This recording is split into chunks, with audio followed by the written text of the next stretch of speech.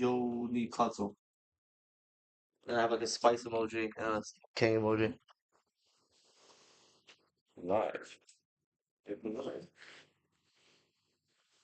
1 2 1 2. What's up, baby? I'm gonna close the angle slightly. What do you mean? Make it slightly more. Just get this slightly more towards my direction. The camera, What's your direction? very slightly.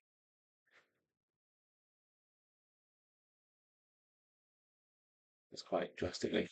That's too much. Yeah. Now straighten it up slightly. Oh, not quite. A little bit further in my direction. I'd say that's perfect. Perfect there. Perfect there. I'll reopen it, see if it's updated. It's like it lags. It's like a few seconds behind.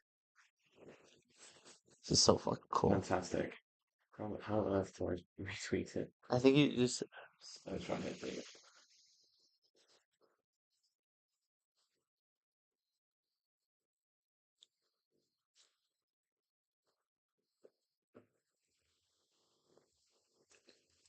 I think that's done and we can get started. We can get started. Okay, guys, welcome. We're going live from the Jabotinsky Institute. Yeah, right. In the middle of the museum, right? What are you doing with your phone in the middle of the museum, man? Oh, It's super cool. Everyone should check it out. It's in the middle of the World Likud building. We got Jabotinsky's in the front. You got Jabotinsky's tefillin, his knife, his sword, his gun, everything it is. street in the middle of town. Welcome to Israel. Hold the microphone a little closer to your mouth. So directly on it. Yeah, yeah, yeah. Actually, the first time we met in person. It's true. Been in contact pretty much since the day I started making content. It's true. I just picked up a keffiyeh and bought a microphone Yeah. and went straight into London on a Saturday, like a bad Jew. But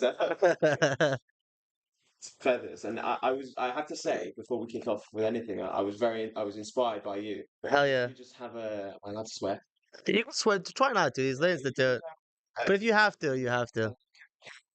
Um, of the repercussions or what people think about you, way of going about things, and often to do important things, you need to have that approach. And Hell yeah, man. I appreciate it. absolutely, I appreciate it. Yeah, I remember Levy Simon sent me yeah, your profile, and I was just like, first he's like, "Yo, you have to check out my friend alumni. He's doing great things." Blah blah blah. he's one of the best tour guides there is in this planet. Yeah, he's amazing. And I remember I was like, because people were sending me stuff all the time. I was like, then I saw Sammy's videos. It was just like, it was so like more authentic. And he was like tough. He was getting to people's faces. Um, Most of the shit people were sending me was just like they had like a little Magen David under their shirt in the middle of Palestine rally. They came out and they pulled it out and they're just like, yo, I was like, that's not content, bro. Like, What are you gonna do if you get attacked? I don't know. People are. We have individuals in the community who do their bit and they do fight, and everyone's got their role. Of course, Um, But I feel like the reason we're really missing the fight in our community is because we've become so privileged and comfortable for of so course. long, especially in the States and where I'm from, the Yeah, UK. yeah, yeah. We never got occupied like most of Europe No, during the Second World War, and our communities are extremely comfortable. so Extremely comfortable. comfortable. Too comfortable. We send them to Jewish schools and make them into Yeah. bombers. Uh, Exactly. I don't think there's any group of people who are more comfortable in the entire world of Jews in England and the United States pre-October 7th. I mean, it's not just a problem with us; it's also a problem with wider Western society Yeah, becoming comfortable, of course. right? I mean, we We're saying because we're more successful, we're just even more comfortable. correct, and we support each other. We have a community within these diaspora Yeah, countries, and we self-sustain within these yeah. communities. Unless if you're Sephardi, Haredi, Ashkenaz, or unless if you're Bukharian, really, we're not going to support you. Kidding. No, it's not surprising that loads of people hate us. Let's just say Of that we course. are. I'm writing an article about all of this at the moment for the Jewish Hmm. News Syndicate. They're incredible. Um, I'm writing an article on the fact that this comfort has bred the the fact that we've forgotten what our very recent ancestors in living memory have gone through, Hmm.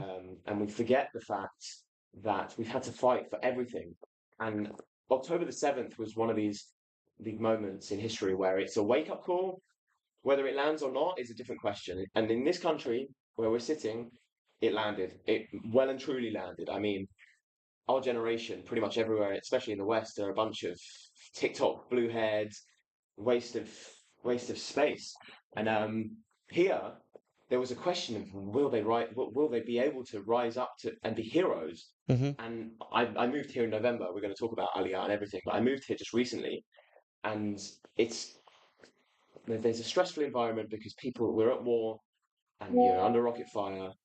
But people, first of all, have their life priorities in line. They know what's important and what's not. So their happiness levels are really high here.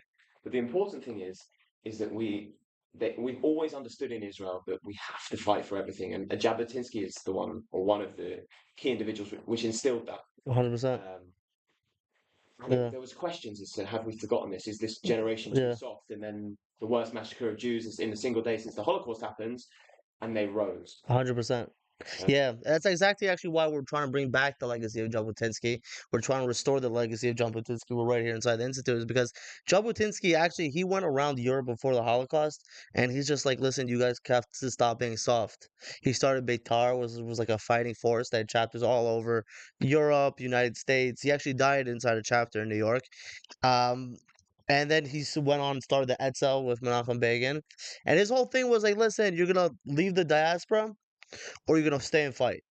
There's no such thing. There's no more comfortable. You know what I mean?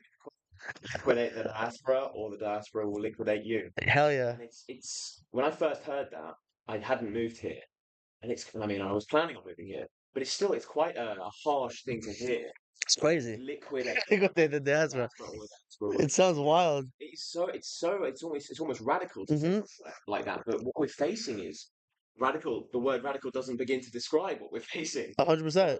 you've got to have that approach. I think not fighting back is radical. I totally agree. Yeah, yeah, yeah. I totally. If you're fighting back and you're just writing letters to the mayor or whatever you're doing, the governor, That's oh, all that's you're radical. fighting is mitigation at this point, Yeah. and that's a product of becoming so successful and so comfortable and so Mm-hmm. obsessed with. I'm writing about this as well. Is our old-fashioned priorities for life in Western society? It's get your degree, Yeah.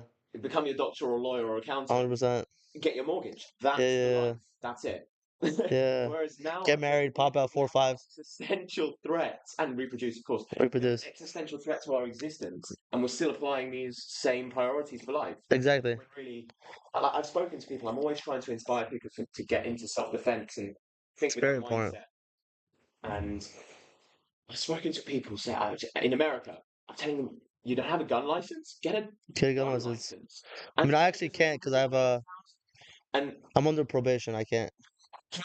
I beat up my roommate. I was under. He has a restraining order against me. Don't worry, the restraining order has. No, no, he wasn't actually anti-Semite. He's Jewish, but I think he's not Jewish. I think he was just pretending to be. He was.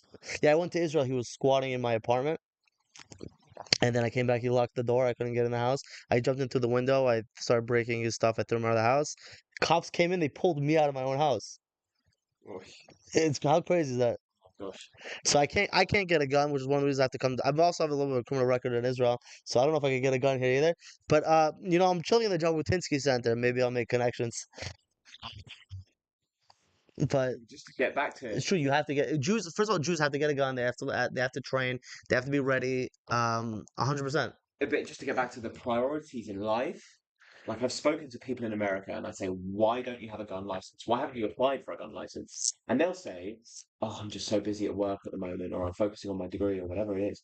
And it's just like we have an existential Yeah. threat to our Well, yeah. They ask like a existence. white girl, like I can't like trust myself with a gun in the house. It's, but this is just how privileged we've become. It's A hundred just percent.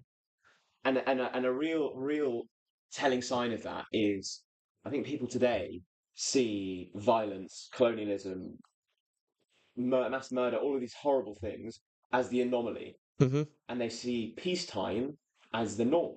Of course. Human history is the absolute opposite. Especially our history as Jews. Oh, They don't leave us alone. I mean, you could read any history book. We're always getting our asses whooped, or. at the end of the day, and we think we're this omnipotent, omniscient, all-knowing creature because we've got AI in our pocket. Mhm. And it's easy to see how we've fallen Yeah, down that path of believing of seeing ourselves that way. But we're so simple. I mean, 20%, only 20% of the Jews allegedly left Mitzrayim because it's the devil, right? When right. you're there in slavery, It's not so bad, slavery, you know? it's the devil, It's like I've got to leave and I've got to risk things. I've got to put my faith in the unknown, in which was God. Um, it's so resonant. It's so crazy because you think it's like that's actually the time in history where God showed himself the most. So if you can't even believe then, like if you can't even be like, yo, this guy fucking killed all their firstborns, I mean, it's How many more signs do you need? that much more And sense in it. that's where I honestly, it's not a biblical story, but that's where I think we are now. I think I wake up every day and I think about it, and I go to sleep every day thinking about it. And that is, how many more signs do we need? Yeah, What would be the point where someone's who's either anywhere on the scale, they might be right wing, left wing, whatever, pacifist or whatever their walk of life and beliefs, what would be the moment where they wake up and realize we've got to leave and leave they yesterday? come to Israel. We've got to leave and leave yesterday, or we should have been this whole time. We How should much have been safer do you preparing. feel here than there? I I mean, I lived in a fairly nice area in London, Okay, okay. but I would always look over my shoulder twice while unlocking my front door. Yeah, yeah, yeah. And most people don't do that. Most Especially people as you just live became a in London. Zionist agitator online. Well, just security and self-defense conscious, but you've got to be. London is a jungle wherever you are. I don't care if you're Hmm. in Mayfair or in Peckham. It's a jungle. Um, and you're never 5 minutes away from people who don't have very much. And I think in London and maybe even New York and places like this in Europe, Paris, and I was thinking about this earlier.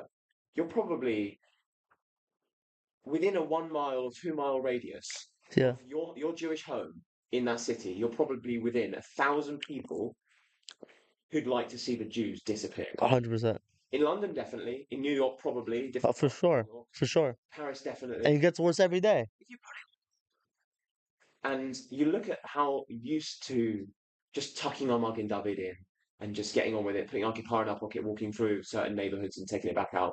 We've just got so used to it. Yeah, it's like normal. It's almost, I almost see it hard to believe that people or the masses will actually wake up. I don't see how they do. I don't think they will. I mean, especially in New York, like you started by saying like Jews are part of the problem. Like, yeah, in New York, they're really part of the problem. Like, there's so many Jews who march with these jihadis. It's insane. Yeah. Um, it's insane. It's whining. It's annoying. And you come here, like even like I spent time like in Judea and Samaria, and like one of the cool things there, like every chick has a gun. There's like little like Jewish girls walking around with like tichels and stuff with a gun. I That's know. to see that as in It's wonderful. growing up outside of Israel myself, to see that for me, to see a woman having a gun. I mean, to see any Jews with a gun and self determination of their safe future is a really empowering thing for someone who especially grows up outside of Israel. Um, and that's exactly it. I think we forget. I had this argument around my own family's Seder table Shut up. one piss up, Okay. and that argument was I was telling them that you're Jews living in Britain. Yeah. You're not British Jews. You're Jews living in England. Yeah, 100%. and they couldn't get their head around it. My family are all Jewish. Great grandparents, great, all Jewish. Hmm. They couldn't get their heads around the fact How that many we're generations they've English. been in England? Okay. Yeah. My grandma was kicked out of Egypt along with her whole family in Oh wow. 1954. They went from Egypt to Britain. Yeah, No on way. a boat. Half her siblings went to Paris. The rest ended up in Liverpool and then eventually London. Yeah. Um, So your grandma could be like, listen, don't let these people migrate. I know why I left. I I know why I had to get out. and it's crazy. Egypt was almost entirely occupied by the Nazis, and while she was still living there. Really? World War II, they got all the way to Tripoli, all the way across North Africa. Wow. They were so close to Alexandria, where she grew up. But the point I was I making, did not know that the Egypt point was I was off. making at the Seder table is that we are Jews visiting the diaspora. The word diaspora, it means it's a group of it's an ethnic group that are Hmm. away from their origin point, is Hmm. away from their nation, outside of their true home, and that is what we will always be. not just in the eyes of our oppressors, whether it's Hitler because of our genetics or um, Karen because of our um, our state. It's the reverse.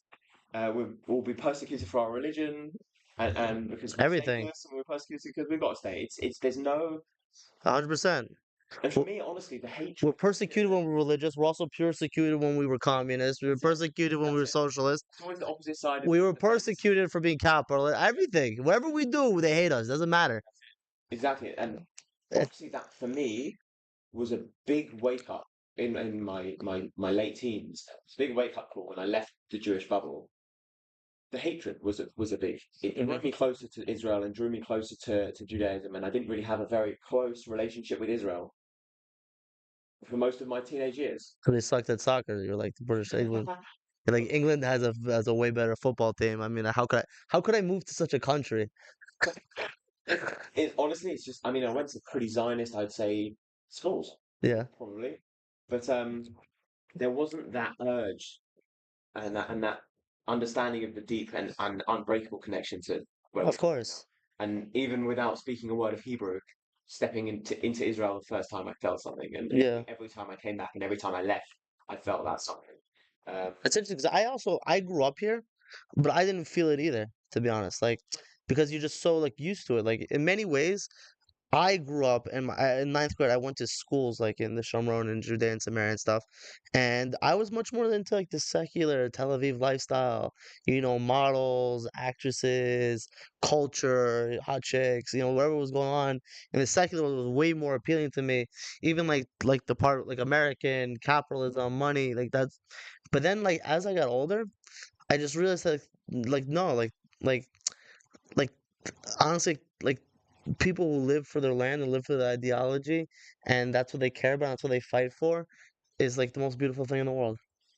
Definitely. I mean, the grow up when you're, especially when you're young, you grew up in a fairly religious background, right? Yeah, It's the grass is always greener sort of thing. yeah, of course. So, and when you see the colourful Tel Aviv, it's always it's Yeah, going to draw a lot of people in. I mean, but yeah, for me, like I said, for me, when I left the Jewish community, that's when I didn't leave the Jewish community, but I went from Jewish schools suddenly into a public college. yeah. It just burst my bubble entirely, flipped my world upside down, and realised how small and insignificant we are, but also But why you also grew up Orthodox? not orthodox. I was traditional, but not Traditional. religious. I Okay, went to cool. schools which were observant, Okay. but I was never religious. I have a religious family. Yeah. I have no, non-Jewish family. So they saved you. I- I'm I'm I'm I'm happy with the way I lead life. Eventually, once I settle down in Israel, I hope to keep Shabbat. Yeah, so But Shabbat's amazing. it's difficult when you're living on your own. But I think the world in general, but Jewish society as well, is turning back towards these conservative values, family, Yeah, 100%. tradition, maybe even religion. And I Yeah, think that's because there is a fundamental aspect of the human brain that requires that, like faith.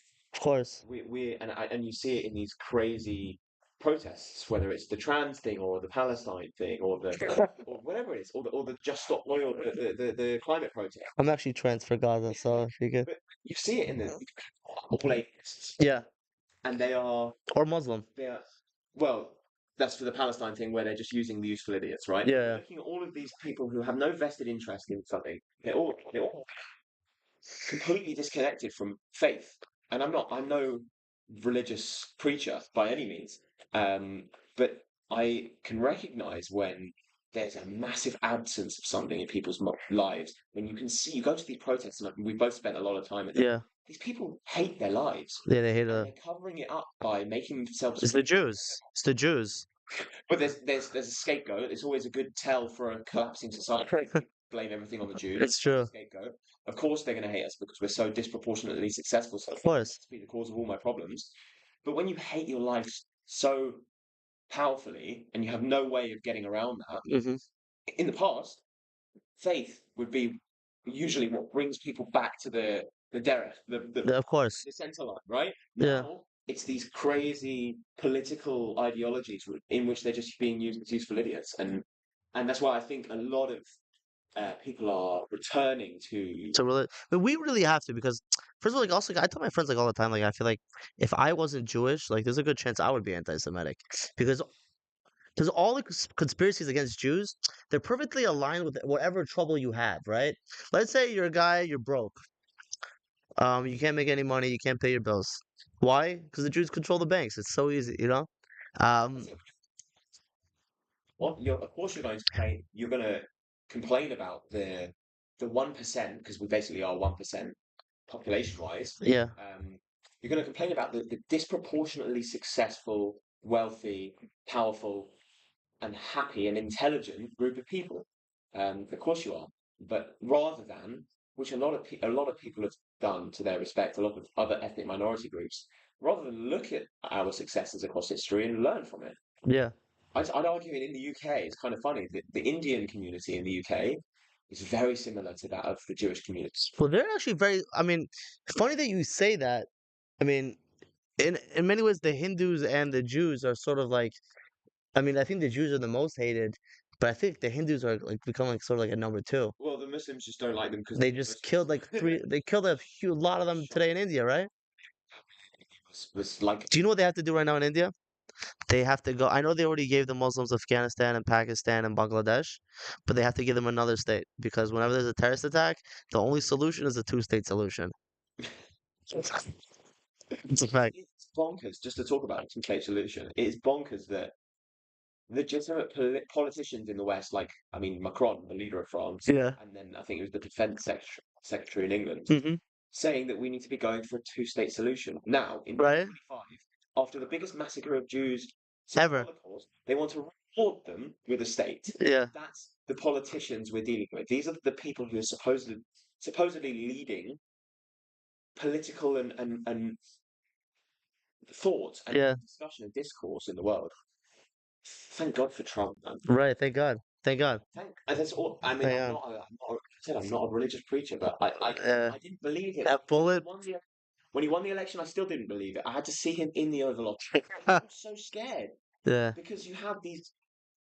The Biden administration was nothing short of a suicidal administration. They wanted to destroy America. They imported like 20 million unchecked illegal migrants Hmm. into the country and told you you were a racist if you stood out against it. And they're doing the same in the UK, and they're still doing it.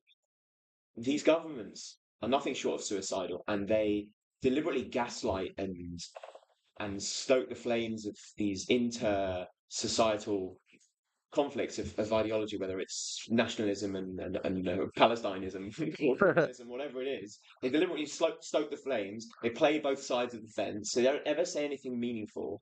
And all of a sudden, we have Trump in office again, who is He just does what he does. he's pro open discourse. Like we immediately, as soon as he's in office, we see him speaking with the leader of Ukraine, Zelensky, in an open discourse. You don't have the cards. No cards. And they're shit at that interview. Yeah, right. It's wild. I want to touch on that because we're not for years. I don't remember the last time we saw open political discourse about probably one of the most important conversations of that swing in political Do you know what one of the history. coolest parts is um about that whole thing? Was the way Trump ended the interview. He's like, "This is great television. Unbelievable, so entertaining." Their shit on both sides. They thought, oh, Zelensky was terrible because he should have been more Yeah. grateful. And they said, oh, JD Vance and Trump and the journalists, they all ganged up on Zelensky and that was terrible. Arguably, both sides are right and wrong. They both have a point. Yeah. But people lost their minds at this interview because we're not used to seeing free, open source Yeah. political discourse. We're not used to seeing the debate happening in front of us and used to being a part of it as the public. Of course. So I think it's I'm also so cool. thankful that this is back with politics to Yeah. some degree, that we're getting to see it. And there's a certain sense of like American pride to it. Like, like don't come to the White House in sweatpants. Like, you know what I mean? Like, That's it. but like someone has to say, like, at the end of the day, like, if I was invited to the White House, would you wear sweatpants? I wouldn't do it. Why should Zelensky do it? If you're taking $300 billion a year from the United States, at least put on a suit. Like, you know what I mean? I agree, and I do think Zelensky was disrespectful, but I also think Trump and JD Vance ganged up on him a little bit. A little bit. And also, it's a learning curve for them because even they're not used to the open public discourse of the most powerful world leaders It's amazing. being live streamed. It's live Live stream. streamed. Yeah, They yeah, like yeah. cut it, They're doing what turn we're it into like doing. blooming um, Kamala Harris CNN interviews. Like, Of we're not course. being gaslit anymore by Yeah. these people. And That just shows how great of a politician Bibi Netanyahu is. how so? He just goes in there. He's like, Trump, you're unbelievable. You're terrific. I love the tariffs. I want you to remove them, but they're amazing. You're such a great leader. Like, he just, Is not just a great politician, but he is um, he's a great politician because he's great socially. yeah. He's an incredible speaker. Even his biggest critics will agree with that. In English, even He's better an than Hebrew incredible, sometimes. an incredible speaker, and and that's basically it. Yeah. Whether it's a public forum or it's um, S- or it's the interview with Trump in the Oval Office. Yeah. He just knows how to. He knows media. His enemies are on side. He's got some sort of working relationship with Erdogan and Putin, Yeah. and there's very few leaders that can do that. Very few. I mean, a lot of it also like one of the things I was to go back to Jabotinsky real quick is Mm. he wrote extensively about like the importance of media and like the importance of like how do you portray yourself on media and like how to get good media and it's something that I feel like both Bibi and Trump, they both do really, really, really well. Well, it's essential because It's I mean, essential. especially today. Hmm. I mean, of course, with print papers, it was somewhat the case, but today you can't escape um, the fact that your public image and the way you are portrayed to the public is directly through social media. It's social media first. If someone's never heard of you, where are they going to look you up? Instagram, Twitter. And that's it. So you have to be you've got to be so careful in this. We're living in this era where people's relationships are being screwed up because of sending a text too quickly. Of course. It's um it's a it's a very Tweeting something difficult thing to ridiculous at navigate. 4 o'clock in the morning. It's very difficult to navigate. Yeah. Um, It, but there's a lot to learn from what Jabotinsky would say about these things. yeah, yeah, yeah. I mean, also the cool thing about him is that like his politics, even back then, it's like I feel like I resonate so hard with them today. Like just capitalism, democracy. He actually the way Israel's set up today, where it's a capitalistic economic system and it's like social medicine, social education, is like exactly how he said it should be. In a way. I find it super inspiring and interesting about how Israel was actually formed in the first place, Yeah. and through the kibbutzim and the socialist mindset. I Yeah. think it's a beautiful thing, and I mean, even people who are of sound mind, which and I agree that communism is a bad thing I believe that's and 100% a bad thing. Marxism is a bad thing. Yeah. On paper, it is also a beautiful thing. It's a On beautiful thing. paper, everyone has equal Yeah. opportunity, and it is, and that's why it's making its way back into society today because people like beautiful ideas, I right? think it's also, I think when you're first starting a country that just it's an immigrant society, flee the Holocaust, flee the pogroms, came here, fought a war for like 10 years against the Arabs, against the British, against everybody. You sort of need to have a little like cushion of socialism or communism for a few years just to like Just one people big family. one Even big until family. now today, when I arrived here, and as I said, I didn't speak any Hebrew. I still felt like I was surrounded by family. Back then, like you said, people have just lost their whole family in the Holocaust, fled Europe. Maybe they sat in an internment camp in Greece because the British wouldn't let them get here. They eventually get here, and then the next day they're attacked by all the Arab surrounding countries. Yeah, Once that dust settles somewhat, there's no other reality other than shared resources, right? of course. Especially as the Jewish people. Of course. That's what's so beautiful is that we made it work. Yeah, yeah, yeah. And we're almost like the only unique situation where it could work on that scale. 100%. We made it work. I'm not trying to say I that mean, it's also, no, no, not at all. I think it needed it for maybe a little period of time, but I also think like when you go outside and you see skyscrapers in Tel Aviv and you see businesses and law firms and blah blah blah, it's like a lot of it's because of the Jabotinsky ideology. Like when the right wing Likud came in, when Begin came in the 1964, that's when Israel became popping with like money and resources. Even though it's honestly it still needs a lot of work. I'm not gonna say like it's not an easy place to live and to earn yet. There still is a lot of improvement to do. capitalism is a difficult thing when you don't like to stick your neck out and take risks. And I think today we have more of those people than ever. Yeah. Capitalism is merit and meritocracy, I right? don't know why, but it worked the best with Israeli people. I remember like when you first moved to Israel, you put on that song. You posted like a picture with the song like "Huam Shel Gibore." Yeah, it's sick, but it's true though. Like Israelis are superheroes. We go getters, We're go-getters. and that's also Do you know how many friends I have in New York, bro? Make like $100,000 a month. Don't speak English. Don't have a license. Don't have a passport. Don't have an American citizenship. just getters. And they're just earning. They don't stop. Capitalism is a game where, and it is a meritocracy, as I just said. So it's you put the work in. Usually, you're going to get equal rewards. Um, but it's a game, and you have to make the game play for you Hmm.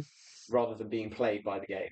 Hmm. And people today, especially in Western society, and people who that you've got, there is a communist faction here in Israel as well. Of The course, blue haired capitalists. of course.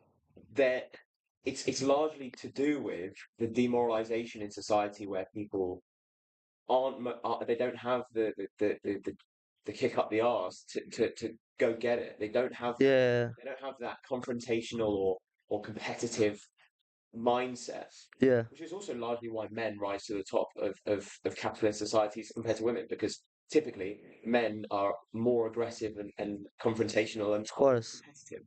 of Um, course. Yeah, so it's difficult for these people who are demoralized to get yeah. their head around capitalism because they can't play the game. The They game can't plays play. out. Of So course. they do their 9 to 5 and they take shit from their boss for the rest of their life. And they But go protest on Capitol Street and they that's yell and it.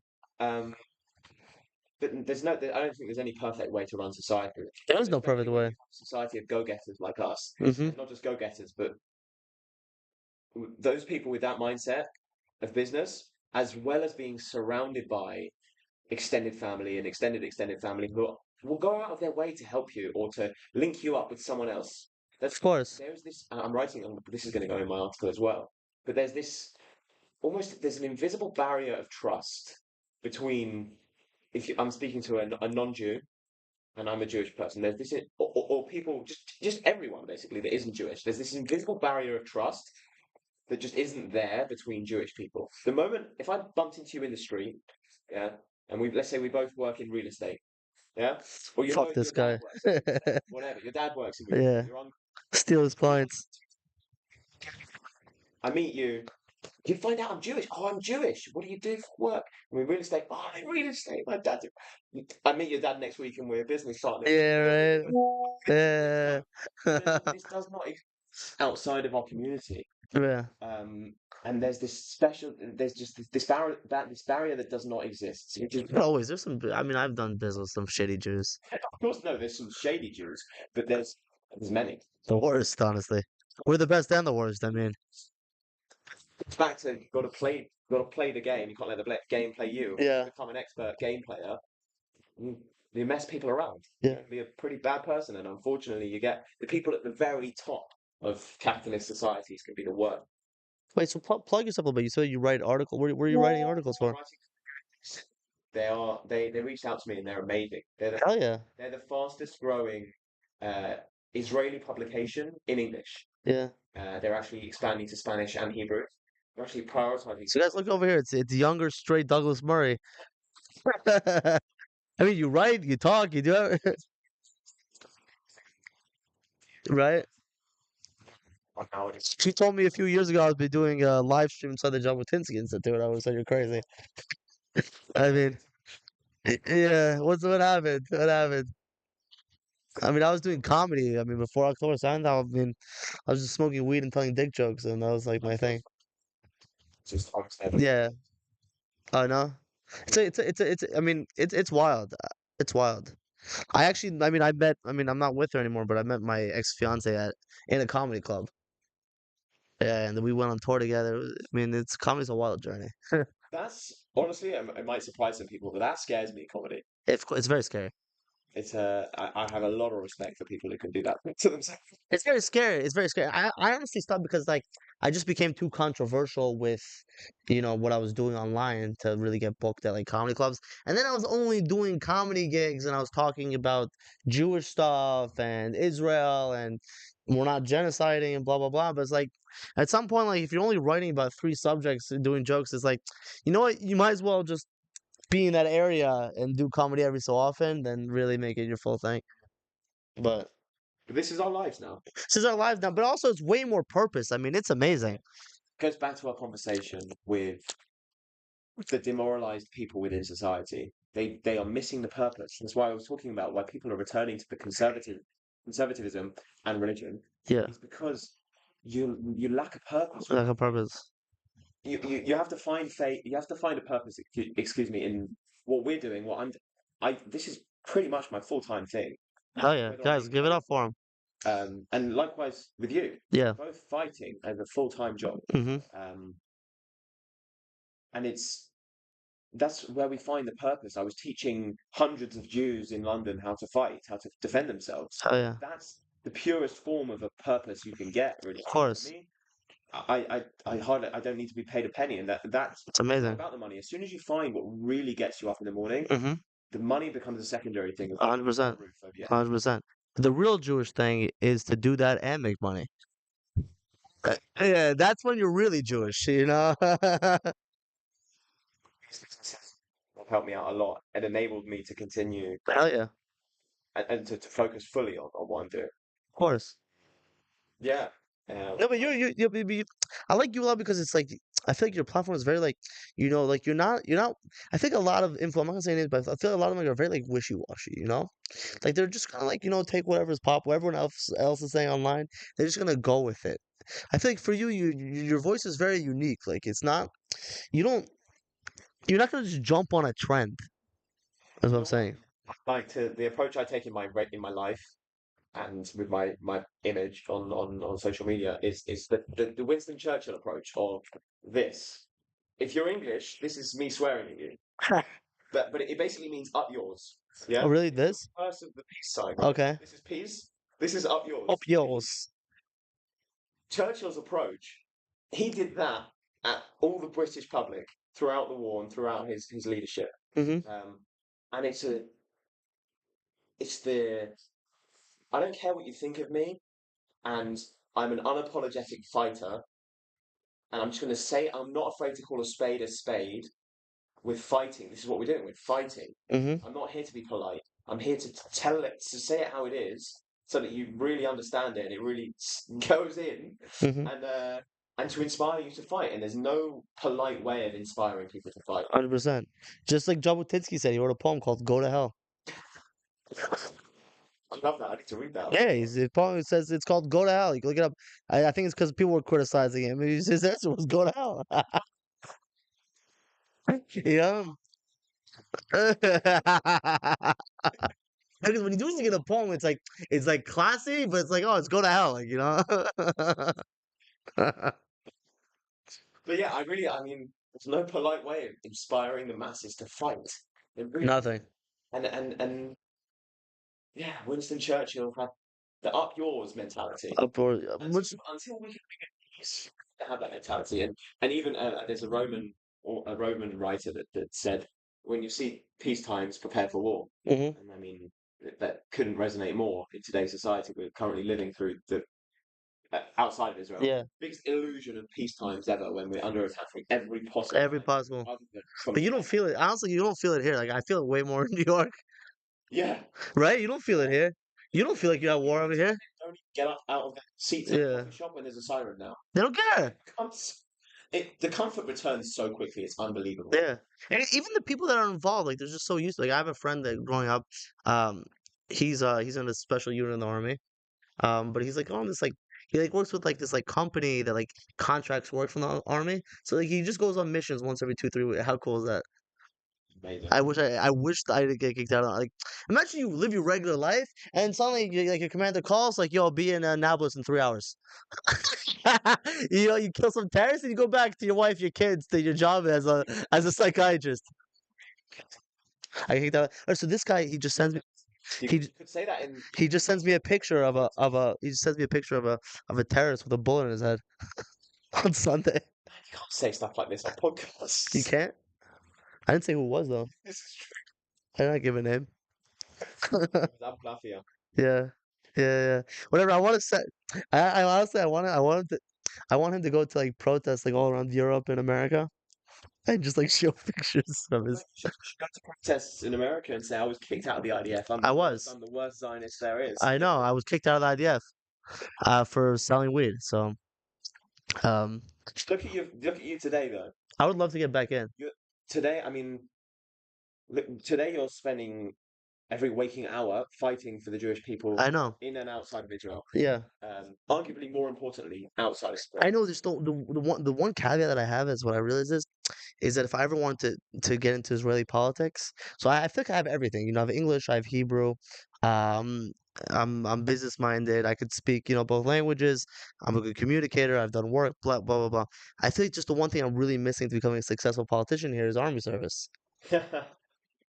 Ben didn't serve either, but I mean, Really? he got kicked out for like destroying like Arab homes or something. Like, Oy vey. I'm not. My on the topic of service, my yeah, plan is to enlist. hell yeah, Um, let's give it up. so I love Amazing. seeing my.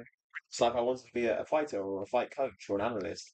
So I've always wanted to be a commando, but I've Yeah, got a pretty serious back injury, and it's a long-standing injury. But it's funny where life takes you. you're gonna go into communications, right? Exactly. That's honestly where you belong too.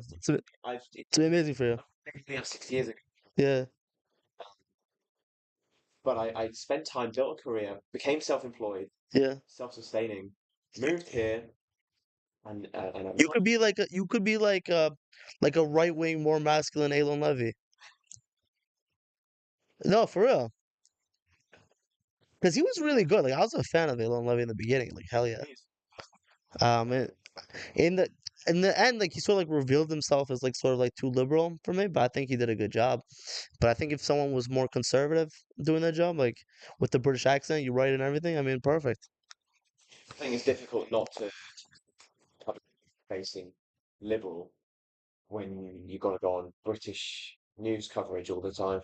I think it's fine. I think you know Yeah, up yours, I am of that up mindset yours. myself. I know, but it also it's like he. I mean, if anything, I'm not even taking it against him because I actually think he really believes in his liberal values. And then the day he was working on the Netanyahu government, it wasn't like it was advantageous to him to be liberal. Um, It's what got it, him out of it. I'm not sure. I'm not sure it's exactly what got him kicked out. Um, One of the protests in.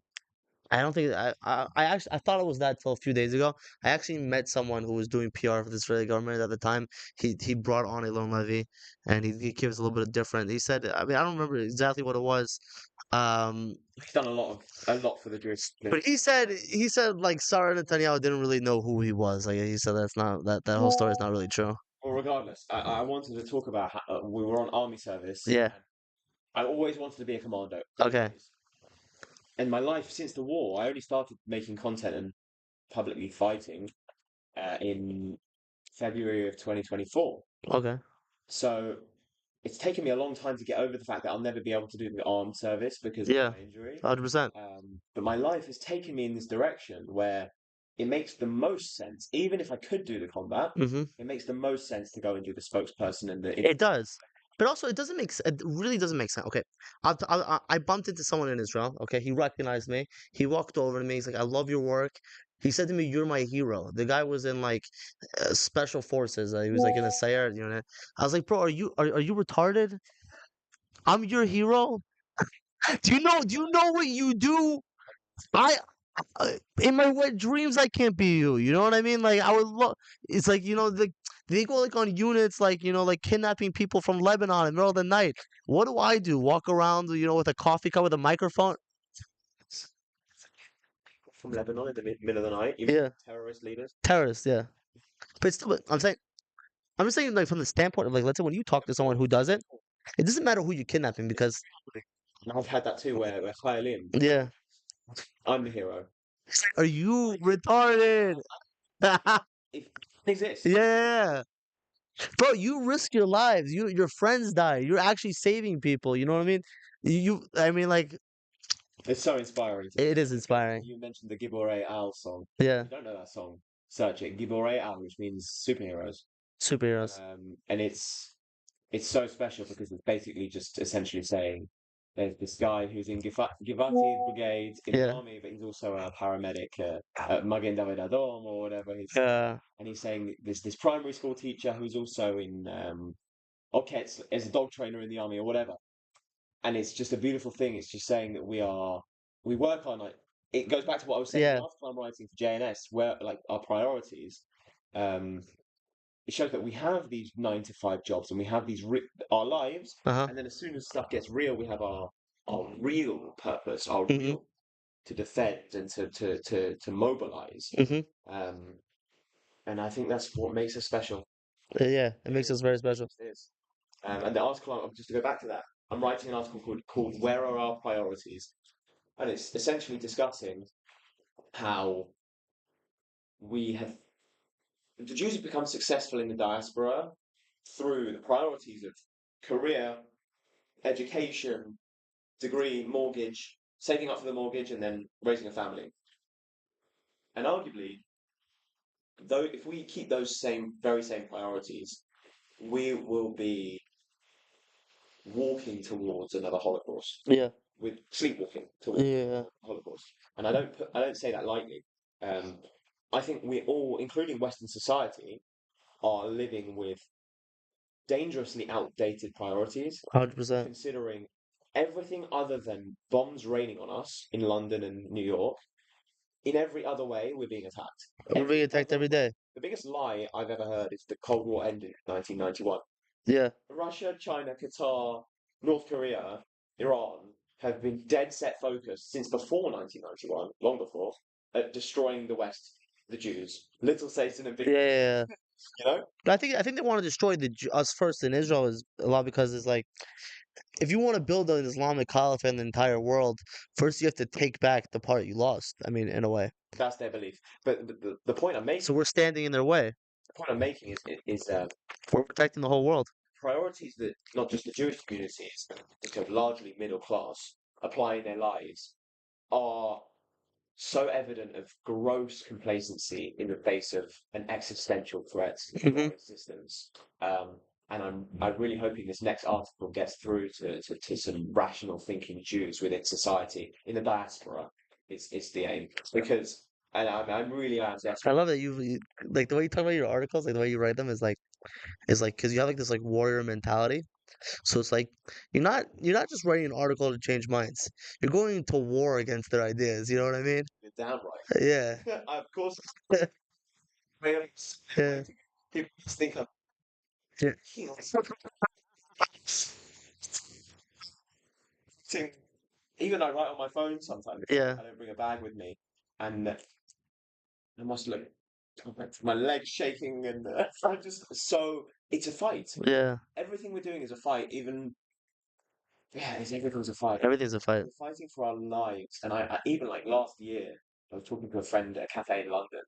I was telling him I'm teaching Krav Maga 3 times a week, volunteering for the community, and before I'd moved here, and I've been doing the content recently, and been going to Palestine protests and interviewing them and exposing their ignorance, blah blah blah. And he didn't. And I was saying, we're fighting for our lives. Hmm. We're fighting for our lives. And I was saying, well, when are you going to start training self-defense? I was poking him a little bit. He's just like, no, I don't agree. We're not fighting for our lives. It's just, and I'm looking back. I found it funny then, and I found it mind-blowing that he said Yeah. that to me then. Now, it's terrifying That's so.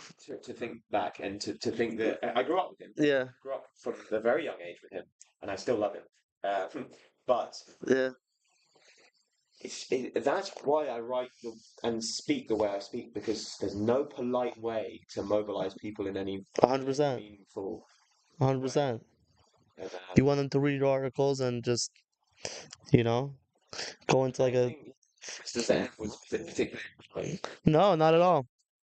No, not at all. I mean, he would literally travel around Europe telling people he was traveling Europe telling people what you were saying, what you're saying basically is like leave. This is gonna be horrible for Jews here. Like leave, flee for your lives. Like get out. They said that he got a heart attack like later on in his life. They said a lot of it was just because like he felt so much shame that he couldn't convince more people to leave. He just couldn't live with the fact that like that people didn't listen. Like he was like, listen, the Holocaust is gonna happen. get out, and people just didn't leave. He couldn't live with it that he wasn't able to save more people. I hope I don't become that person. No, you probably won't. Also because we're the Dora Nitzachon. Remember that Dora Nitzachon. We're the victorious generation. Right. We're the ones that are actually gonna win. Like we're gonna finish them off completely. The Holocaust. It, Israel doesn't exist because the Holocaust happened. The Holocaust happened because Israel didn't exist. Yeah, exactly.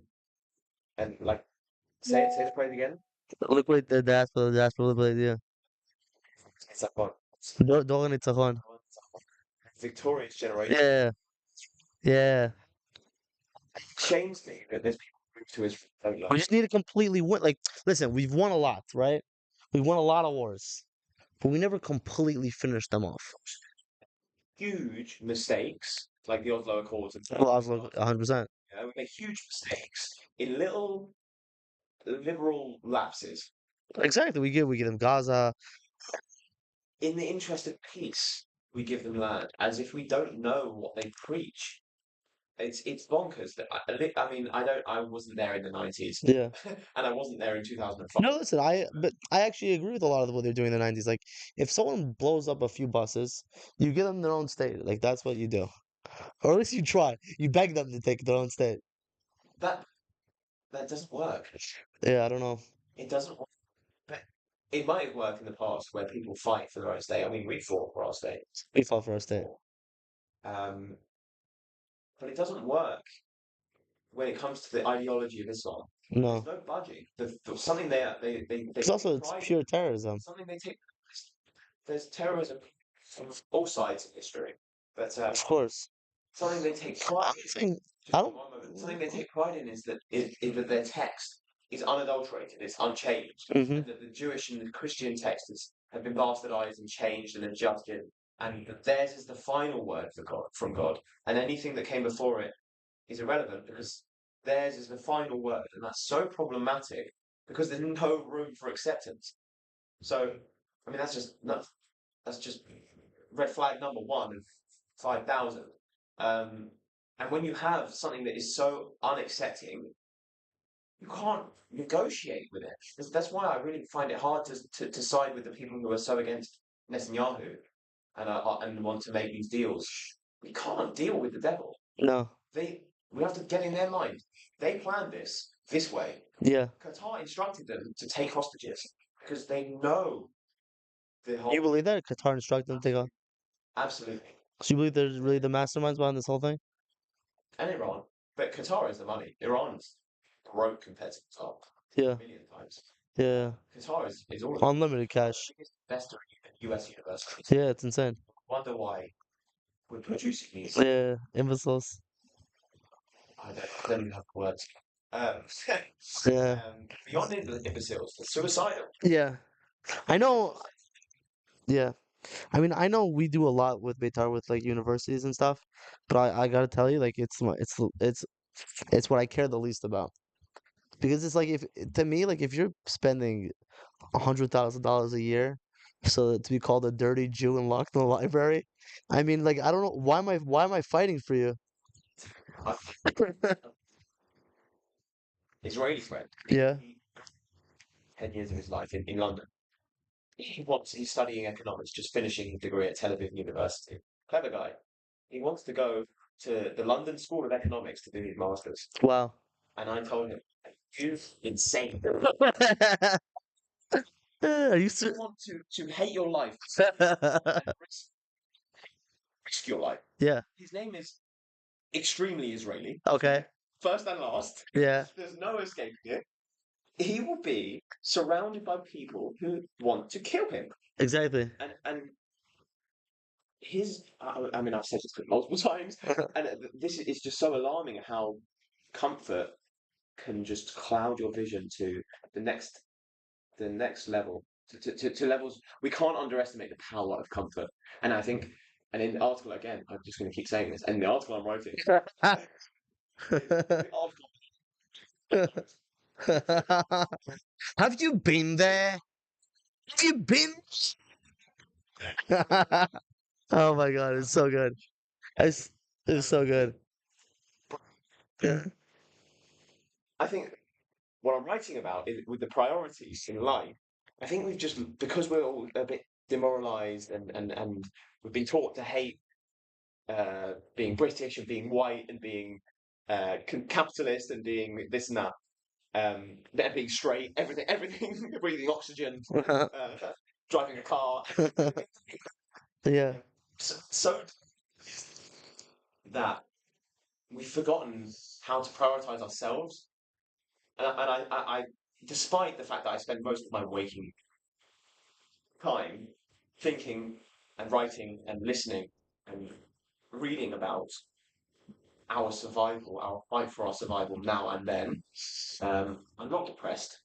Actually, I'm very nice, happy. Yeah. And that's because I exercise, I get sunlight, and I If anything, it probably drives you to work out more and to. Hmm. prioritize myself. The amount of people I've met who are amazing, intelligent individuals, caring, intellectual, whatever, all walks of life, that just have no capability to prioritize themselves. It's like you get one life, you get four limbs, and that's why I struggle with Orthodox religion. Like It's too. their spines are like this, and their bellies are like this. It's like, Yeah. and in my head is I like to see things very literally. In my head is that how God wanted your body to be, Yeah. one body he gave you. Worried about tattoos. Yeah. I really, I'm not trying to throw shots at the Orthodox community. I'm sure there's No, don't worry. many Orthodox I'll listeners. bring. I'll bring it up. I actually keep Shabbat myself, and I actually find that it's actually like a huge advantage to keep Shabbat I, in my life, just because like all day, fighting, death threats, internet, videos about you on TRT, on Middle East Eye, just constantly like it's just a day to like, just like turn off your phone and just, like fuck it, I'm with my friends and my family. I'm having a good time. I'm drinking wine and eating a brisket right now. it's stuff like that. Like I said, people have been a bit distancing themselves from religion for a long time. Of course. You Think have to that do it for people are yourself too. because the liberalism went so far off a cliff. Yeah. Um, those things like Shabbat are extremely important, and that's why they're there.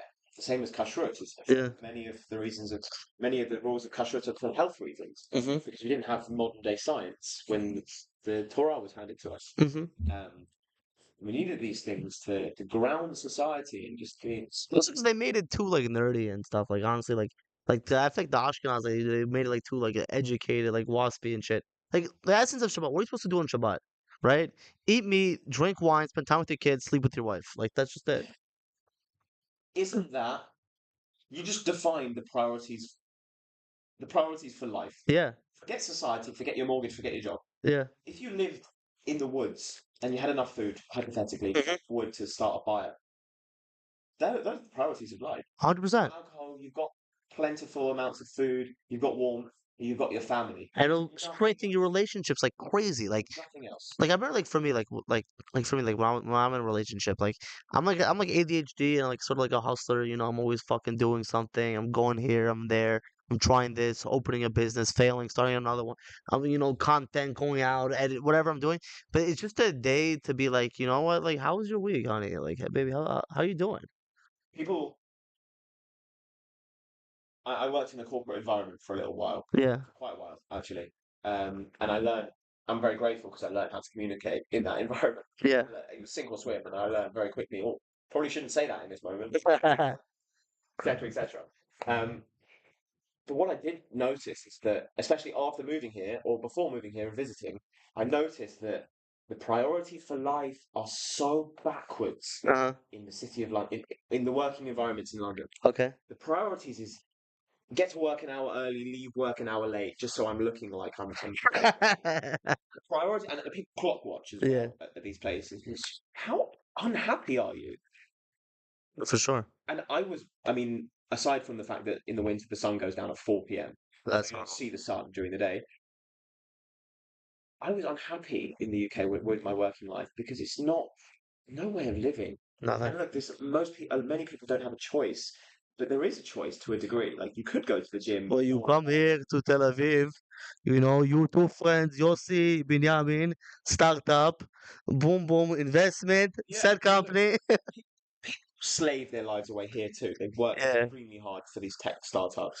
Um, but they also have, at the same time, It's also sort of a freedom, though. they have some freedom, but also they have it easier to enjoy and get fulfillment out of life. It's easier here than in a place like London. But what I was getting at is that we're operating in Western society with outdated priorities, Yeah. priorities that are not only dangerous because we've got an existential threat, but priorities that are making us ill and unhappy. We're reliant on the pharmaceutical industry rather than the food we eat. Uh-huh. The food we eat is probably what's sending us to the pharmaceutical industry, but 100%. that's a whole other story. Pharmaceuticals probably own the food. That's this is American for you, but see they're the big problem with capitalism. The Yeah. people that rise to the top that create these structures, and this is what we were talking about earlier. Yeah. But we need to take a massive step back, view what view society as a whole, assess our future wherever we are, Hmm. and just think, what are my actual priorities? Am I healthy? Am I happy? Are my kids healthy and happy? Hmm. Safe? Are we safe? Is there a guarantee that there isn't going to be 100 or 1,000 Muslim mobs Hmm. walking through my city, trashing Jewish shops tomorrow? Because Could happen. for me, in Europe, it's How every day. surprised would you be if it happened from 1 to 10? Like, it just happens I'm tomorrow. surprised it hasn't already happened to a Wow. large extent. Tell us more about like just being Jewish in London, how the Jews live, what they're scared of, and what do you think is gonna happen to them down the road, and to London in general, to England in general. So I'm gonna start by saying this: Qatar own assets in London, the Crown. Shut up. Wow. So when you want to talk about Islamism in England, So it's the United Kingdom of Qatar. you said that, not me. Okay. I'm flying there for that. It's So you gotta kiss the ring. It's the United Kingdom. I kiss their feet every time. Uh, guys, at the end of the day, I'm flying to England tomorrow. Muhammad was right. Aisha had to be a better wife for her. I don't know. I went from how's it going, mate, to Assalamu alaikum Assalamu alaikum. within 5 or 10 years. Yeah. Um, It's like a huge subculture in like England, like oh, Muslim, Arabic. it's not a subculture. Huh. 5 members of parliament were voted in exclusively because of their support of Gaza. Nothing else, just Gaza. So it's not even subculture. It's like And the mayor of it's not culture. London, the mayor of Brighton, the mayor of Leeds, and a number of other big cities are Muslim. Wow. Leicester, I think. There's Do you know whose fault that is? The Jews. probably something down the line. I mean, listen, your mayor's a terrorist. It's Moishi's problem. It's a demoralization. You Hmm. demoralize society, tell them their history was bad, which means their present and future is bad, which means they're so guilty, they hate their own life, and therefore they attach with these ideologies which are like, oh, we must let these other people into our country. We must be submissive of these other people because we oppressed them, as if we oppressed them. Like it wasn't our great grandparents. Um, but it's all one flip of reality, all of it. For example, like the UK, it's all like white people are bad. When you see an England flag flying, you think racist sort of thing, and not patriot. You think racist. Um, and it's a long process to get to that point. To get to that point, you have to teach people that England were like the only slave owners, and everyone else was great. When really England and the British Empire prompted the end of slave trading, Wow. and lost tens of thousands of troops trying to end slavery. Yeah. And today, and you've got these people protesting. As if white people were the only slave owners in the world. I You mean, get a society to hate themselves, how and many? you dismantle it without firing a bullet. Yeah, yeah, yeah. Day is one of the most ingenious and terrifying things I've ever seen. And then the countries that don't have free speech have a huge advantages on the countries that do have free speech. Yeah, and I mean we're seeing that now. I mean Trump is holding our leaders in the UK, thankfully, to kind of to ransom, saying loosen your freedom of speech laws now, because I mean loosen your censorship, I should say, Okay. laws now, or enjoy the tariffs. Yeah. That's basically what he's been saying, and thankfully Well, thank God. no pressure on the UK government to go in any other direction other than tyranny, and that's where we're at. We've had hundreds, if Why is it that every prime minister in the UK is horrible? that's not necessarily the case. No, it's not. No, I think it's also largely media that gives you that perception. Okay. We haven't had good leaders for a while, don't Yeah. get me wrong, but it's all in the UK. It's all been going downhill since we've been throwing our industry in the bin, and I mean America's been doing the same. Yeah. Only with Trump is it coming back, Yeah. with these factories now signing deals to build in America. He's got nothing, Yeah. nothing. We've got no industry, so we rely on everywhere else, I mean, I everything. think if Kamala, if she won, I think the U.S. would be just as bad as England. Oh, finished, finished, Yeah. finished. I mean, the UK government are trying to mimic what the Democrats did in that they are importing millions of illegals, Yeah. yeah, and they whispered, or they actually it was in the media, mainstream media, they spoke about making voter ID illegal. That's right That's out of the playbook. that's It's literally exactly what they did. rig an election and create a dictatorship, a tyranny. Why should you need an idea to vote? Well, you just need it for everything else in your life. But why should you need to vote? Uh, well, yeah, you need an ID, but to vote, you don't. You shouldn't need to.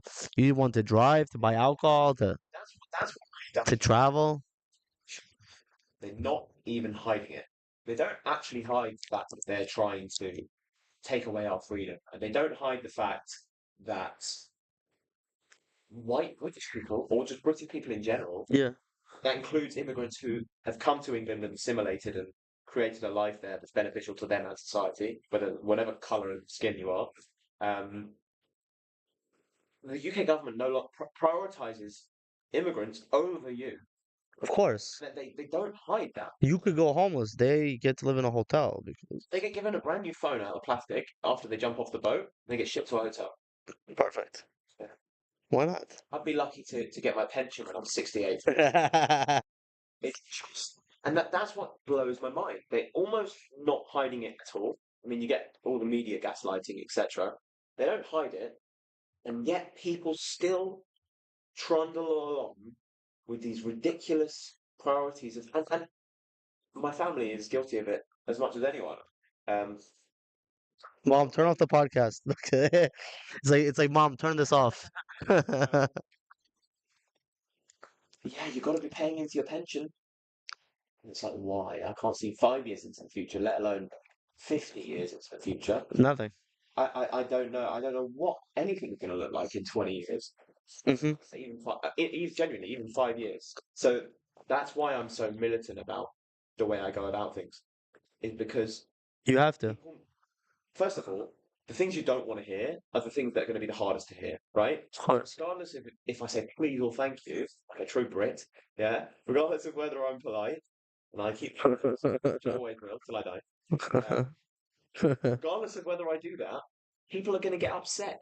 It's going to hurt, of course. I'm telling you very, very difficult things that you must hear and you must absorb and you must consider and you cannot ignore. Hmm. Um, That's just how Jews are. Jews are just kind of like we don't fight for ourselves. Like I'm actually gonna quote Rav Kahana for once, not Jabotinsky. But he actually has like this famous story where he talks about like the Jews who lived in the 1940s, right? So they were begging Roosevelt to bomb the trains going to Auschwitz. Okay, they're like, listen, don't even worry, kill the people in the trains, but you're gonna save so many lives by taking out these trains going to Auschwitz. And Roosevelt said, no, we can't, blah blah blah. Even though he's bombing the entire world, he can't bomb these specific trains. Not even the tracks, nothing. The Jews, they didn't go protest, they didn't block streets, they didn't get arrested, nothing. But 15 years later, Martin Luther King, the civil rights movement for the black people, we blocked the streets, we went to jail, we fought the police.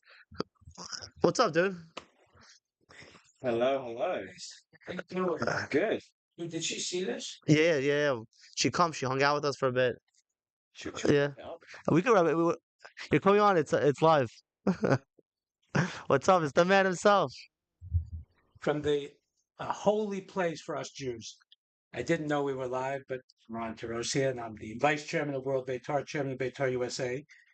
and it's amazing for me to walk into a museum and to see a holy man, and it's a beautiful thing. And I say that with two very young Jews in front of me, who also, in many ways, fit the story of who we are. This young man sitting here, I met a few months ago, is from London. He came here as a tough, strong Jew because he said it's dangerous for people of London. Is that right in England? Is that right? This young man I met on the street after October 7th in New York, battling against people who want us dead, against people who believe that America needs to disown Israel, by people that say within their lifetime they're going to kill us. And these are killers. And so we're sitting here really in a holy place. Zev Jabotinsky, if you don't know, is perhaps the most formidable Zionist ever. Why is he the most formidable Zionist ever? So people will speak of Theodor Herzl, of course, who was a great Zionist. If you will, it is no state. You need to have a state of Israel. But what can be a state without a fighting force? Jabotinsky here created the first Jewish battalion. Jews fought in World War II under a great colonel named Patterson. And Jabotinsky was the first one to tell us that Jews need to know how to fight, to tell us that you have two choices, which is why, again, these two, and I'm going to cut it off. I didn't know you were on live. I was coming to say hi. But, aliyah, Yeah. or fight back. Those are the two options that we have as Jewish people. And that's my, what do we talk about here today? So guys, that's Ron. He's people don't know how great Ron is. People are not gonna know for a few good years, but they'll find out eventually all the great things You know Ron what they say? Tarosian does. Crazy is just right. Is often right just too soon. Yeah, yeah, yeah. That's true. It's I grew up in this movement. It's funny, for me sitting in this room, I spent days here from age 12 until 24. I grew up in this movement. I was the head of education for this organization Wow. for years. I know my Jabotinsky stories and history and all of these things of our people. And I was in this movement. It was a lot of fun. My best friends until today are from Beitar. Hmm. People that I know from this movement forever.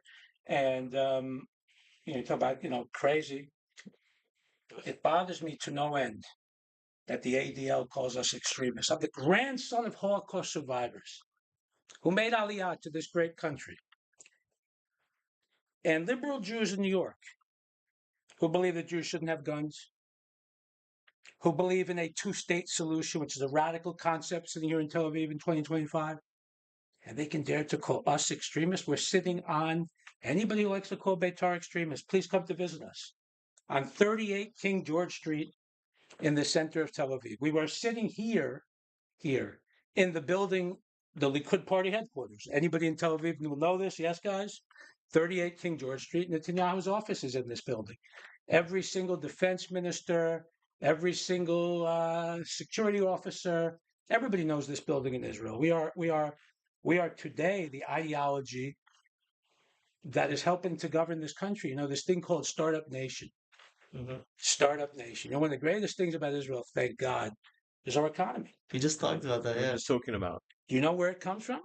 So when Zionism started, of course, one of the things that I think people around the world often don't understand, that within Zionism, we have different schools of thought. The same way that there's conservatives and liberals anywhere around the world. I can't tell you how often people are surprised. Well, the Zionists are fighting. Well, yeah, the Zionists are fighting. The same way that a Kamala Harris supporter is completely different than Donald Trump supporter, right? And so when the state began, the pre-state days, what is a kibbutz? What is a kibbutz that this country was built on? It's a socialist philosophy. Socialist philosophy. That was the way of the Labor Party that governed this country. Our way, which Jabotinsky spoke about before his time, is free capital trade. Jabotinsky was a world leader. He believed in the free markets. He wrote extensively on free markets and capitalism, which, of course, our prime minister now, Prime Minister Netanyahu, has been a phenomenal economic force for this nation. Netanyahu should always be remembered for having done amazing, great things on many fronts, but certainly on the economic front. And again, that comes from our holy man, Zev Jabotinsky. It's he predicted the future. He really did. A book written about him, one of the best books, is called Fighter and Prophet, and Rebel and Statesman. And I think that those are the things, in many ways, I've dedicated my life to. And I think, it bothers me yesterday. Did you guys see this video yesterday? Which one of the chassid getting punched in the face? That one bothered me. I'm going to pull up a chair. Pull up a chair. Pull up a chair. How many people are watching us? I think 195. Good. I'll get some good content. Yeah. Here in the Jabotinsky Museum. It's And actually, I might have a very good guest coming in a few minutes, maybe. what time is it, by the way? I'll text you. So one of there are two videos really about this, which I want to talk to you guys about. Two videos that really bothered me yesterday. I want to talk about. The first one is of this Hasid being punched in the face. Yeah. Which, if you watch the scene, it's a kid. One Hasidic guy, can we pull it up here? One Hasidic guy got punched. There were 5 or 6 standing around taping him. There were so many things about that video that bothered me. With a fighter next to me, the guy came once, twice, right? Before he hit him. Yeah. How do you not, back up, not be within striking range, number one? Number two is, sitting here in Israel, I will proudly tell you what would happen to somebody like that if they did that here in our streets. 100%. The response would not be the same. And the response would not be one that even a tough Jew in the UK would give them. Mm-hmm. A tough Jew in the UK would give them a treatment. Here they'd get a much different treatment. You know why? Because here we're at home, as Jabotinsky said. Because one of our roles as a movement is to make Jews normal again. And I say that with 2 much younger guys next to me. Beautiful. For the first time I met you, how old are you, Sammy? 24. It's for me a role model of what a young Jew should be. Smart young man, handsome young man, well-mannered young man. Okay? I live in Israel because I know only here I can be safe. And as much as Tammy's a tough guy, Jews are many different things. Jabotinsky was a tough guy. Jabotinsky was a great writer. Jabotinsky was a poet. The article. Jabotinsky was a linguist. And so young men like this can build their lives here in a different way than somewhere else. Because here, if he wants to be tough, he can be in the army. But if he wants to be tough, he can also go and do ballet. Because that's what men also do, everything in the world here in Israel. That's number one. That was the first video that bothered me. The second video that bothered me, even more, was this video of Nathaniel Crisp, this young Hasidic kid from Yale. Have you guys seen this video? Yeah, I mean, I know who he is, though. So it's an amazing video. I'm going to show it to you quickly because it's relevant to this. Even if people are watching, they can wait. And if not, guys, if you're watching, I can pull it up. go and watch the Yale video. So here's the video from Yale. Come here and watch it, Yoni. It's all right. People are watching. They can watch. Last night. There's a Jewish kid standing in front of a Palestine encampment blockade at Yale University. He can't pass. There's about 100 of them standing around him. You've all seen this scene before. Yeah. Oh, I You saw wanna it in know what bothered me? 1930s Germany and You Austria. want to know what bothered me? Yes, that's right. Do you want to know what bothered me about this one? Why is it no Jew ever goes to break through? Why is it that if you tell me to stop, I have to stop? Why is it that the Jew has to? Why can't the kid bust through? And why, instead of filming, can 5 Jewish kids, by the way, and you're the right guy, because you're somebody who does it. This guy is one of the few that goes and does it. בוא, אתה רוצה לראות איתנו? יש מלא אנשים שרואים את זה. So, yeah. Oh, I want to talk about that because the video in New York of the Orthodox Jewish man just standing an inch from this man who's very clearly about to assault him and then does, and then all of his community just standing there like Nothing, yeah. deer in headlights, yeah? And I've been spending the past year, I mean, before I made Aliyah, I was teaching Krav Maga to the Jewish community in London, and I've been spending the last year trying to get Jewish organizations that bring Jews to Israel on a volunteering trip, on the birthright groups, on whatever. I've been trying to get them to adopt an hour, 90 minutes of introduction to self-defense. And the response that I've got is shameful. There's no other word for it. It's shameful. And it is that of a very, and you know what these people are like. They're very privileged and they're most likely liberal, the people at the top of these organizations. 100%. So they're like, oh, what if they learn self-defense and they go home, they start a fight, and then they say they learned it in Israel? That's their genuine response I've received from... And we agree with them. By the way, sitting here in Israel, we agree with them. 100% here in Israel, they learned it. We are proud that here in Israel they learned it.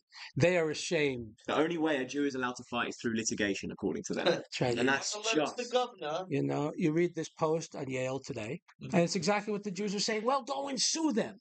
Well, go and sue them, but I'll tell you again, guys, because one of the foremost important things about Beitar, which I think has been misunderstood, and it's been hard to rebuild this movement, is this thought that we're extremists, that we're hooligans. And that comes, frankly, from what you just said. You're a very smart young man. You spoke about Jews not wanting to fight back, not wanting to use weapons. On that, you're right. בוא, אתה רוצה להיות פה? נכון. אני מאחורי הקלעים. יש אנשים שרואים את זה עכשיו. מדברים על... אתה מדבר אנגלית, בוא, אני רוצה, גם אתה גיבור. הבן אדם הזה שעומד פה, the person who's standing here, he works in the Jabotinsky Institute, doesn't want to be on film, but he showed me a beautiful picture of him yesterday. Yeah. He showed me a picture of him with an Israeli flag dropped on his shoulders, walking in the streets of Paris as he ran the marathon. He's an Israeli who works here in this Jabotinsky building. He doesn't want to be on camera, but he does this stuff all day. Wonderful work. And he walked in the streets of Paris with a flag on. So I'm going to continue this story, though. We're talking about a story now. So what bothered me as well. Beautiful. Okay, I'm finished with it. So one of the things that bothered me tremendously, why are the Jews unable to break through? But I'm going to tell you, one of the challenges, Jews don't want to fight and Jews don't want to shoot guns. We're past that. And this is why this movement is so important. People misunderstood and they think Beitar is about fighting. Beitar is not about fighting. Beitar is about a way of life. Beitar is about more than just Zionism. It's about, for me, who grew up in this movement, a holy Jew who saved many, many, many lives before the Holocaust. Jabotinsky went in Europe and he said, liquidate the diaspora before the diaspora will liquidate you. I say the same thing today on the eve of Tisha B'Av. The speech that Jabotinsky made on the eve of Tisha B'Av was Jews, liquidate the diaspora, or the diaspora will liquidate you. This speech today, which is here in these archives, must go viral. Jews of the diaspora, as we watch these scenes of Jews being beaten, as we watch these scenes of Jews being told where to walk, with my brothers Sammy and Yoni next to you here, Israel, here in Tel Aviv, the fights that many people have, even during war, is about, do I want this kind of ice cream today or do I want that kind of ice cream today? There are many cities here in Israel, large, small, religious, not religious, that a Jew can live a free, good life. That video bothered me because why, when 50 people with their faces covered are telling you where to go, a Jew won't go there? Can you imagine if they told a black guy where he couldn't walk? Can you imagine if they told a Spanish guy? But it's more than that. What would be the reaction of the black community or the Jews would protest more for the black guy than they would for the Jew. If a black guy wasn't allowed inside Yale, the Jews would go out to protest. But if a Jew's not allowed inside Yale, like, yeah, we're accustomed to this behavior. We don't have to. I think the root cause of this is what we were talking about earlier, Yoni, is just enormous comfort which we've bred within our communities, in especially in America and the UK, which weren't occupied like most of Europe during the war, in living memory, which is just bred bubblers as children, and we would send them to Jewish schools and wrap them in this bubble wrap of comfort, which is just bred pure complacency when we're faced with this existential threat.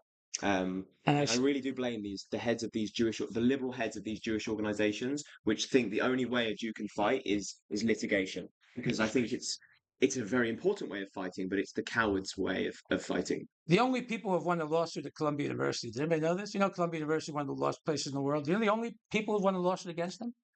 Beitar. Really? Beitar. Yeah. Why? Why and how?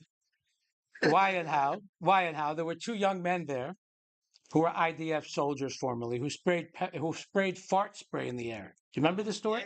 Yeah, I think I was there actually. Okay. Good. So I was there. Oh yeah. They sprayed fart spray, and the Palestinians said that it was Israeli tear gas or something. These kids, of course, got harassed out of school. Jeff Lichtman, a great lawyer who helps Beitar with many things, sued them in the United States. And so litigation is part of it. But again, these are the things that Jabotinsky taught us. And Menachem Begin, Beitar as a movement is one of the most formidable movements in the Jewish world ever. And so the problem that the Jews are facing in the diaspora is there is no leadership. Who is a leader today in the Jewish world that we can name? Who's a Jewish leader? Jewish leader in the diaspora that we can name. Can't name one. So maybe Rabbi Sachs, we would have said perhaps, right? Maybe perhaps. Is there a rabbinical leader, a Jewish leader, guys? Really? I mean, and again, An inspirational leader. No. so Back in the day, you could have said, yeah, but I mean, Rabbi Menachem Mendel Schneerson for Chabad. of course, Rabbi, he's a great. But I would tell you, there is not Jewish leadership in the world. In other words, there are not formidable rabbis. There are not formidable community leaders. Rabbi This Shmuley. is the job. This is the job, folks, of Beitar.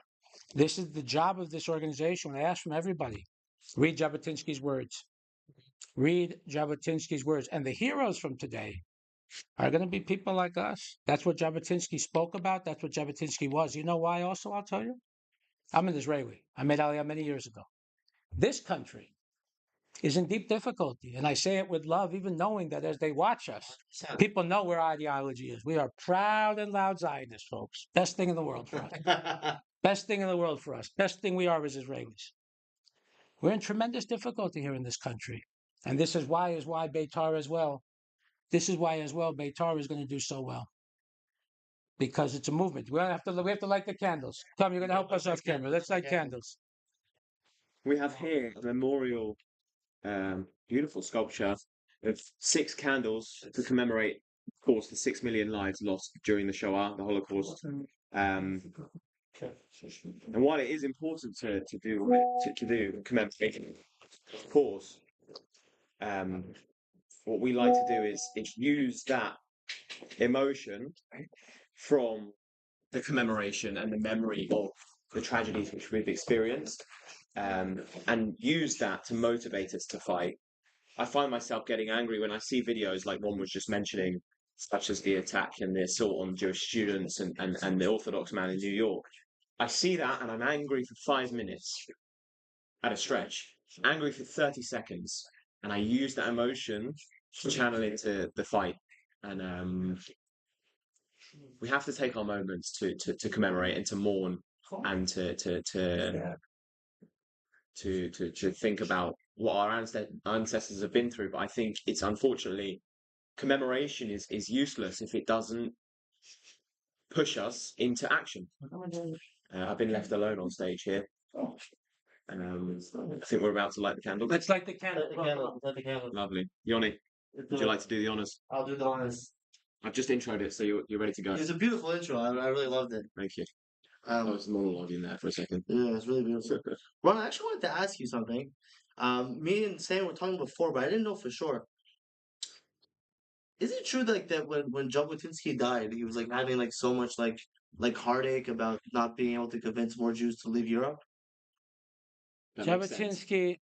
I remember reading that on like Wikipedia, but I'm not 100%. Jabotinsky had tremendous heartache in his life. Jabotinsky had tremendous pain in his life. And yes is the answer. Jabotinsky had tremendous pain as he realized what was going to happen. He died in upstate New York. He died in the Camp Beitar. He died visiting Camp Beitar. He went for a rest in the afternoon. He was 60 years old. He died in 1940. And Jabotinsky was a man on a mission. In other words, Jabotinsky was completely focused on saving the Jewish people. That was his. I'm sending to Neva your video as we're speaking. Did you introduce him to Neva? Yeah, we spoke for a little bit. Oh, you did with her. Great. I want her to. I'd love for her to be on camera if she'd like. But let's show you the camera, Itano. No, you look We have the honor here of having the head of the museum of the Jabotinsky Institute.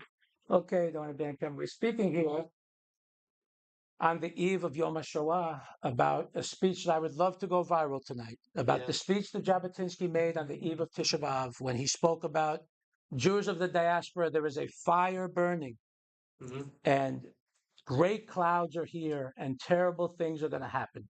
He cried out. And today here in Israel, we say the same thing. It's painful for me as an Israeli, as an American, as a Jew to watch these scenes. Painful. So how about I'll go and bring the speech and we'll read it out. Wonderful. That's a great idea. Please, That's wonderful. a great idea.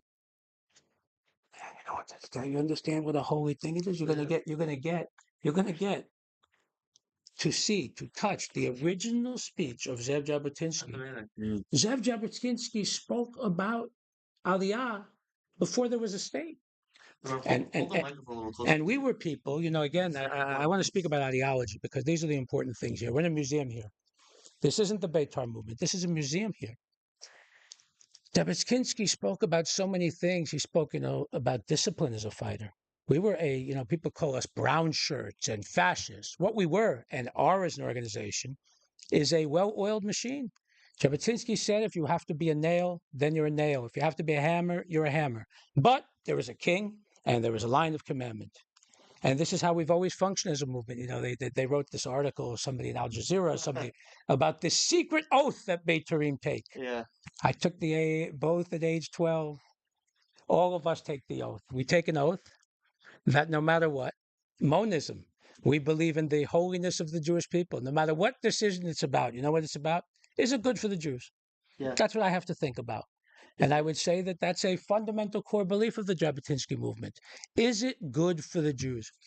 But you should know also, and speak ideology, Jabotinsky spoke about making Aliyah to this country. What was this country called in 1940? Palestine. You were Palestinians. British Palestine. That's right, British Palestine. So in 1940, At the end of the coin. so in 1940, now the educated among us know these basics. Many of you don't, but the educated among us know these basics. But I'm going to go a level beyond that as a Jabotinsky follower. 1940, British Palestine. Okay. We believed in illegal immigration. We believed, our movement believed in illegal immigration. So there was an official, army called the Haganah. Beitarim started the Irgun Shvei Leumi, National Fighting Force for Israel. We decided that we would fight the British as if there were no Nazis, and we'll fight the Nazis as if there's no British. The official government, the establishment led by David Ben-Gurion. So you're here, we're not going to fight you at all. David Ben-Gurion believed that in the concept of havlaga, restraint. We reject havlaga. We rejected restraint. And Jabotinsky, we had illegal immigration. There's a room here dedicated right in front of us, Afal Pi. It's a great story of immigration, of all the boats that came to Israel, of all the people that we welcomed here illegally, fighting the British and fighting the left, who turned us in, who were informants, who beat our people in the streets. Eventually, the Irgun split as well. Beitarim internally have always had loving affairs. Yair Stern, who's a great, great, great hero. Yair Stern started the Lehi. He left the Yetzel. Menachem Begin was the commander of the Yetzel. Shir Beitar was sung at Menachem Begin's funeral, but Menachem Begin was the leader of the Yetzel. Jabotinsky did not have ongoing knowledge of day-to-day activities of the Yetzel. So the Yetzel was the armed wing of Beitar. And this is how we had illegal immigration in the 1940s. And so the Beitar youth movement did many great things during that time, during Palestine. One of the things, it's a great story. Warsaw Ghetto Uprising also. Plugata Kotel. Warsaw Ghetto Uprising, they say, is a Beitari. The guy, Mordechai Yankelovich, was actually a Homer Hashemer Hatzair guy, but they flirted with Beitar at some point. Beitar was, again, in the camps before Poland, Beitar was a fighters, but so were the socialists. Yeah. We believed in right wing, they believed in left wing. So when it came down to fighting the Nazis, sometimes they collaborated. But in this movement, again, we still see today the Kaplanistas fighting against us. It's the same thing ADL does to us today, is that they challenge even Itamar Ben-Gvir. Even Itamar Ben-Gvir, I have a holy Jew calling me here, yes? Oh, wow. A holy Jew. Oh, he's a real hero. But anyway, it's in the Plugata Kotel. Plugata Kotel is a holy thing, guys. Every Jew should know. Every Jew should know Plugata Kotel. Read about it, please. Plugat Hakotel, Hakotel. These were Beitarim who guarded the streets of Jerusalem during the days of Palestine. They walked Hasidic Jews to the Kotel. You couldn't go to the Kotel and pray, and you would get beaten by Arabs, by British. Beitarim said to all the Haredis, you want to go to the wall? We're going to walk you to the wall, and nobody's going to beat you up. And this was what Beitar did in the old city of Jerusalem, Plugata Kotel. And again, it was a bunch of guys and women who just decided they were going to do something, who just decided enough is enough.